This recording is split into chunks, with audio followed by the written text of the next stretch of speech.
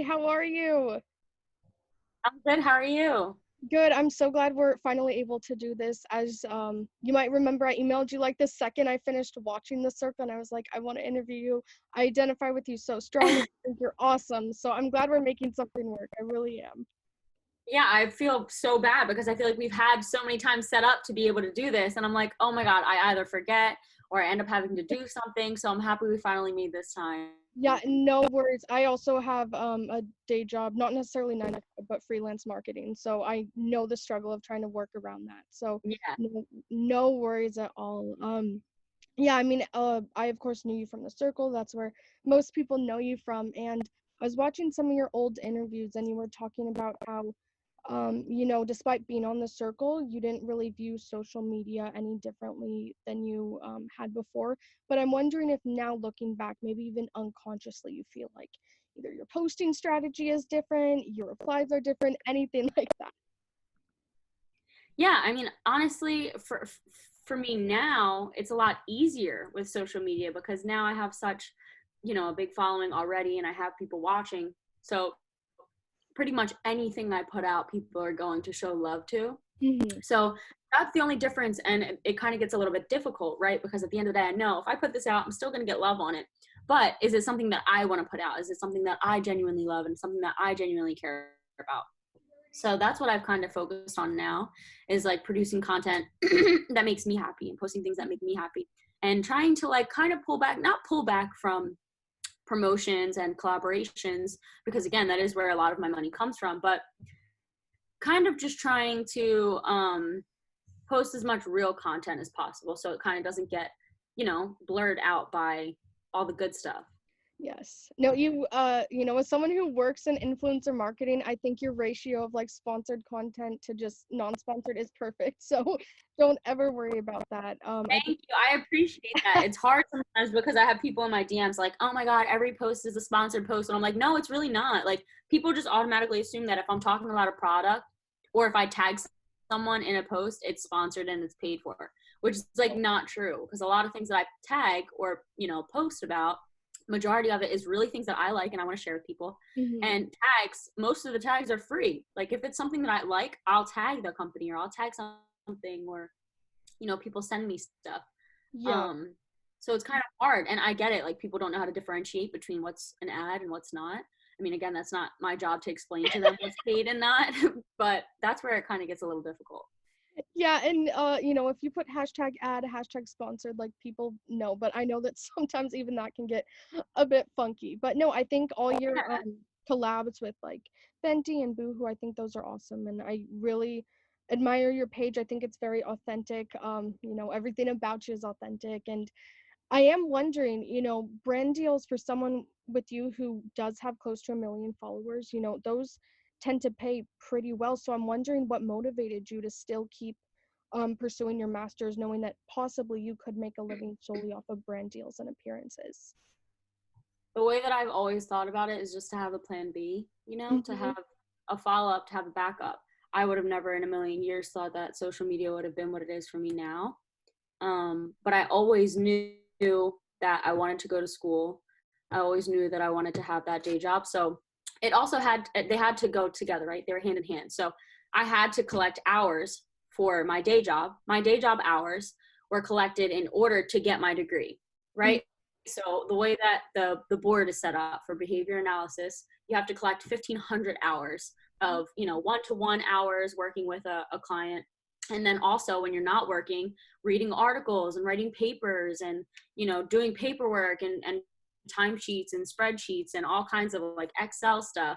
And so that also counts towards those hours. So you have to collect all of those hours in the 2.5 years that you're in school, because then you have to submit all of those hours to the board to be able to sit for the exam. So, I during this circle, I had to take off that semester because I was in the UK and I couldn't go to school. So I missed out on a good like 3 months of hours. And so it was really, really difficult. And then COVID happened. And so that kind of, hurt me a little bit. And then I had to push back school. So everything kept getting pushed back and pushed back. And the more school kept getting pushed back, and the more, my degree and my job kept getting pushed back, social media was taking off. So it Yes. was kind of like a plus in a negative, right? But it was really just getting finished. I started something, so I kept telling myself, I have to finish. There are plenty of times where I wanted to cancel, even before the circle happened and before social media happened. I told my parents, like, I don't think I want to do it. I don't want to keep going to school. And they're like, you're not a quitter. You don't quit. So now I'm finally done, and I'm so happy that I have that, because at the end of the day, no one can take that away from me. You can take Instagram, it can get deleted tomorrow. You can take all social media tomorrow, but at the end of the day, I still have, a degree and a job and a passion to fall back on. Yeah, and I admire that so greatly. Hold on one second. I'm gonna move. My mom texted me and was like, Ava, go where the lighting's better. So I'm like, that's so, you know what? I'm just gonna go inside because I'm like, I can't deal with the sun. It was so perfect. Like, I thought for once my lighting would be prime, and it just was not. So we'll have a change of background. I'm so sorry. It didn't look that bad. I promise I'm not unprofessional by any means. Who am I kidding? I'm super unprofessional and casual. No, it's okay. Okay. Now you can see all my wrinkles, but you know what? That's all right. What? I don't see any of that. They're on the top. I have one of those stupid makeup mirrors that like highlights all your flaws that I should not have looked in before this interview, because now it's all I can see. But Don't think about it. Oh, thank you. But yeah, back to what we were saying before the sun rudely interrupted us. I do really admire that, and I think it's an important message that you're getting out to your fans, because correct me if I'm wrong, but I feel like a lot of your fans might still be a bit younger, maybe high school or college. So I think it's important to convey that message, especially because there's so much different social media popping up now. TikTok, Instagram, YouTube. There's so many different avenues that people could be like, oh, I want to try this. And, college, maybe go later, which is fine. But you're such a great example. So I just had to say that. Thank you. I appreciate it. Of course, of course. And back to the circle, I think that it really sets a new standard for reality TV. I was actually talking to my friend who was the co-creator of a pretty popular reality TV show, and I told him to watch The Circle, and he loves you. He was like, oh my gosh, I love Sammie so much. And I'm like, yes, me too.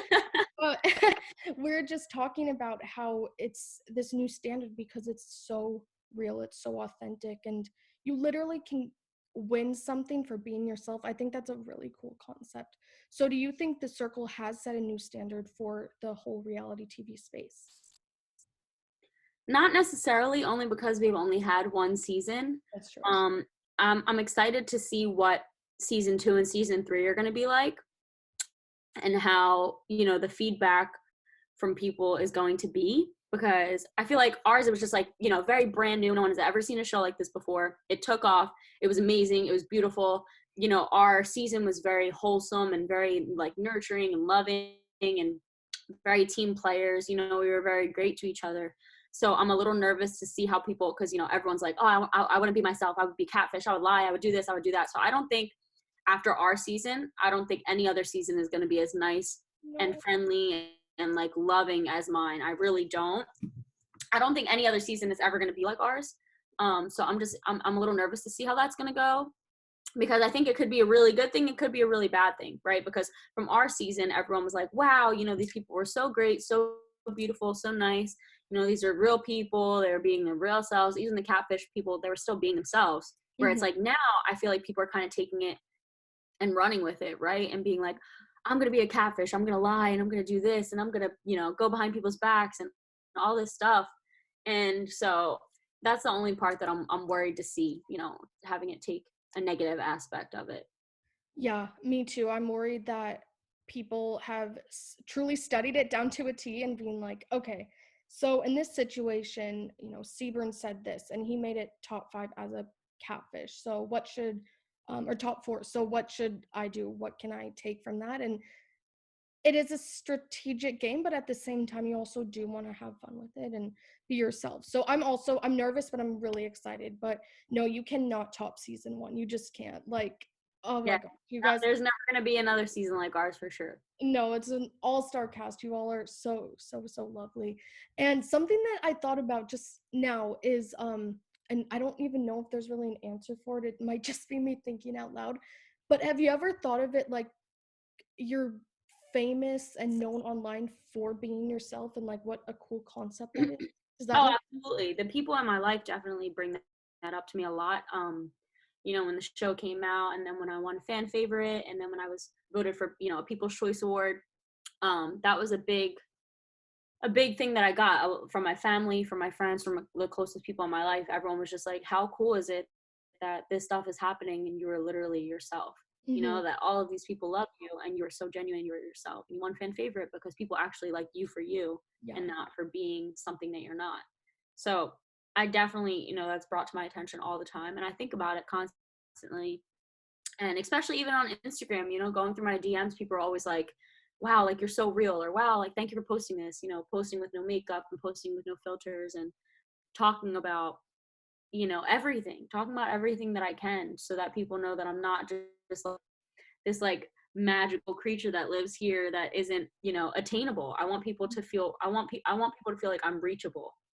Yes, and I mean you totally are. We've talked over DM a few times, and everyone who I have interviewed from the circle has been great about answering DMs and just mentioning in interviews like, yeah, you can reach me. And I think that's also something that kind of sets a new standard for social media star, because unfortunately sometimes, if someone has a crush on the latest TikToker, it's this thing of, wow, I can never meet them, I can never reach out to them. And with everyone on the circle, everyone's been responsive, and I think that that is so amazing, and it kind of carries on the legacy of the show, like being able to reach someone virtually.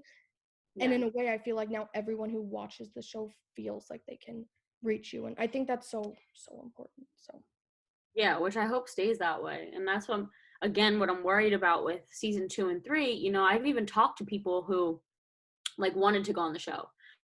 And they're like, oh, I just want to do it for the numbers. ugh, I just want a lot of followers. I just want this. I just want that. Where it's like, it's not all it's cracked up to be. It's it's really not. not. Yeah, okay, cool. I have close to 1 million followers. Amazing, beautiful, wonderful, great. But majority of the time, I'm sitting on my couch watching TV and my phone doesn't go off once. Okay, so it's like the most people I talk to is my parents and my sisters. So it's like it's not this big crazy life that comes with it. Yeah, the money is great, absolutely. If you get the right people on your team and who can help you and do these things with you and for you, but like being an influencer is not everything. It's not, and I think It's that really not. and with Gen Z especially, I'm a millennial. I'm 24, so but I often get grouped in Gen Z just because I look a lot younger. So I think that, Yeah. we're kind of put in this group of, we're just obsessed with numbers, and we're obsessed with being the next big influencer, meeting the next big TikTok star. And I think it's important to remember that we all are people. One of my favorite people, my celebrity crush of goodness, 15 years, is Cole Sprouse, and he did this interview saying he Oh, loves. he's amazing. I know. He did this interview. It actually got archived, but I screenshotted it. It was like 5 years ago, and he was just talking about how his favorite thing is when fans come up to him and ask him not an invasive question, but something like, rather than, oh my gosh, I love you so much, because he doesn't like when people put him on a pedestal. He hates it, and he thinks that that's the biggest thing wrong with this celebrity to fan culture. And I feel like you really grasp that as well. So, yeah. Which is cool to hear that because I mean I never saw the interview, but very much from his social media you can get that message completely. Like you can tell he's just not that kind of spotlight, I'm the best thing ever kind of person, which is really great. He's not. Yeah, him and Dylan, neither of them are. Did you see Cole's ad for Coach? I didn't. It's so funny. I think it is actually an ad because it has the hashtag ad, but he's literally showing half the bag. And it's not that language like, oh my gosh, so obsessed with my new Coach bag. Like, it's so funny. It should still be up. But I love that kind of accessibility kind of is throughout all of his life. And I think that you are like that Right. as well. So I do want to ask, what's been maybe one of your funniest encounters in LA, or just out and about, most random? Um, hmm. See, the thing is, like, the show came out, right? And I only had like maybe 2.5 months to really experience being out and about where people like could see me and know who I was. Um, So, in the circle, the cast members came to Miami. We were out, we were partying and having fun, but there wasn't really any like crazy crazy circumstances that happened where I was like, oh my God, this is nuts. I was in San Diego with my family. And so again, like I said, COVID happened. So I wasn't around my family. They didn't really believe me when I would tell them like people notice me out in public and people get really excited and people want to take pictures and all of these things. And so I first moved to LA. Me and my boyfriend were at the Grove and some girl walked by me and I had a mask on. Don't know how she knew who I was. And all I hear is Sammie. And me and my boyfriend turned around and I was like, oh. And so she came over, we took pictures, like it was great, it was amazing, cool. So then we go to San Diego and it's me, my boyfriend, my cousin, his girlfriend, my little cousin, we're walking. And again, my family has never believed it, that people notice me or know who I am. And and we're walking and this girl starts screaming, she's like, Sammie, freaking out. And I just waved and I just kept walking because I think I was in a bad mood or something. But then she ended up DMing me and I was like, I'm so sorry. You know, I'm sorry for, like, if it felt like I ignored you, I was just having a bad day. Like I kept walking, whatever. And she was like, oh my God, no, like at least you said hi and you waved. So those have been cool. I think the most uncomfortable time for me was when I drove. So my boyfriend is from Philadelphia. We're both from Pennsylvania. So we drove from Philadelphia to Miami and then Miami to LA. And from Pennsylvania to Miami, like that drive, like almost every fast food place that we stopped at, it felt like someone knew who I was. And then we went to McDonald's and like they were all at the window and I go in to use the bathroom and I come out of the bathroom and these two girls are waiting for me. Now, mind you, I'm driving from Philadelphia to Miami, right? I'm moving my life. I look disgusting. And they're waiting for me outside the bathroom and they're like, can we take a picture? And my face is like this. My hair is a mess. I was wearing clothes that I had been wearing for a whole like day and a half. I was not excited. I was not happy about it. But of course I put a smile on and I was like, yeah, sure. So that's what kind of like that's the hard part about it. And I'm a little, I guess, more anxious for the world to open up again and to be out and like have those encounters now, like full on, because I haven't really been able to have them full on because I can be like, oh, I want to keep my mask on, or you know, oh, I don't want to get too close or do this, do that. But it's like now that the world is fully opening up, that's the type where I'm gonna have to be like super vigilant and aware of what is happening around me because I had a guy walk up to my window once in my car. Oh my God. You know, he was like, I recognize your tattoos. And I was like, Oh, oh my God. And my window was down. It was crazy. So that's just the times I have to be a little bit more aware of like my surroundings and what's happening around me. yeah, we all have to be, I mean, super vigilant and, you know, with the mask on, it's a bit harder to tell. So totally get that. But yes, you know, everyone, ladies especially, like, please be careful, be aware Oh of your yeah. surroundings. I'm guilty of being on my phone walking somewhere when I know I shouldn't be. So I'm the first to admit Mm-hmm. it. Like, we can all truly be more careful in those situations. So thank you for bringing No, that up. absolutely. That's very Yeah. important. And okay, I just have a couple more things. Are you good on time? Yeah, we're good. Cool, just a couple things. Because I actually have a meeting for work in like, 10 minutes or so. So you have been posting on YouTube, you've done fun Q&As, reactions, all that type of stuff. Do you plan to have a consistent posting schedule or anything in the works that we can look forward to? Yeah, definitely going to be doing YouTube consistently. That's been a big goal of mine for a very long time. And I feel like I'm always like, okay, I'm going to do it consistently. Okay, I'm going to do it consistently. And then I never do. And then I hired a video editor. He edited like one or two of my videos. And then I hated them. And I was like, no, I just want to do it myself because I'm a perfectionist. I like things to be very specific and how I want them. And like everyone says, if you want something done right, you need to do it yourself. Yeah. So, you know, I have the time to be able to do it. It's just like, who wants to really do it? I love editing though. So I'm just being a brat and being lazy, but No. yeah, no, we're definitely gonna have a consistent YouTube. I have a couple things in the works for the next couple months, but yeah, YouTube is definitely like a main priority for me. Oh, amazing. And hey, I've been in LA for 5 years, so if you ever are looking for a new editor, I got you. I know great people and Oh, thank hopefully you'll love their style. And if you don't, I'll just tell them, she doesn't need an editor anymore, but it's not you. It's not you. No, you. just kidding.